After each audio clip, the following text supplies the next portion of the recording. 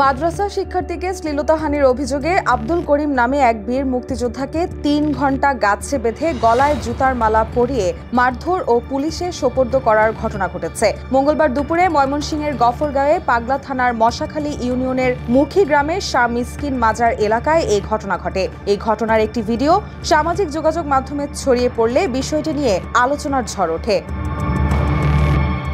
এলাকাবাসী জানায়, মুখী গ্রামের বীর মুক্তিযোদ্ধা আব্দুল করিম ও ভুক্তভোগীর পরিবার একই গ্রামের ও একে অপরের প্রতিবেশী। গত মঙ্গলবার দুপুরে মুক্তিযোদ্ধা আব্দুল করিম ভুক্তভোগী মাদ্রাসা ছাত্রীর বসতঘরে প্রবেশ করে এবং তাকে একা পেয়ে শ্লীলতাহানির চেষ্টা করে। এ সময় ওই ছাত্রী চিৎকার করলে তার ভাই শাহ মোহাম্মদ মুহিবুল্লাহ এসে আব্দুল করিমকে আটক করে।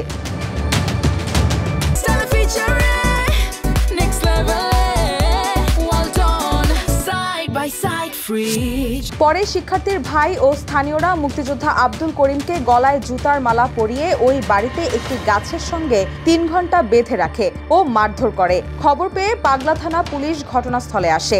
এ সময় ভুক্তভোগী শিক্ষার্থীর পরিবার যৌন নিপীড়নের অভিযোগে আব্দুল করিমকে পুলিশের হাতে সোপর্দ করে এবং ওই রাতে ছাত্রীর বাবা বাদী হয়ে থানায় মামলা দায়ের করেন।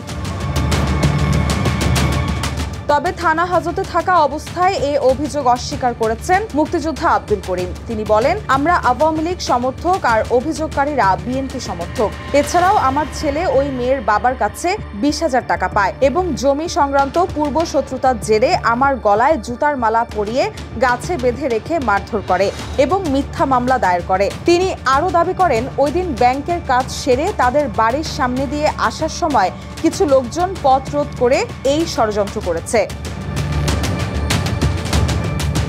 এদিকে ভুক্তভোগী মাদ্রাসা ছাত্রীর বাবা শাহিন ফকির বলেন, আমার মেয়ে চলতি বছর দাখিল পরীক্ষায় পাশ করেছে। আমাকে খোঁজ করার নামে বসতঘরে ঢুকে মেয়েকে একা পেয়ে মুক্তিযোদ্ধা আব্দুল করিম তাকে শ্লীলতাহানির চেষ্টা করে। এ কারণে তাকে আটক করে এলাকাবাসী মারধরের পর পুলিশের কাছে সোপর্দ করে। আমি বাদী হয়ে থানায় মামলা করেছি। তবে আব্দুল করিমের গলায় জুতার মালা পরানোর বিষয়ে কোনো মন্তব্য করেননি তিনি।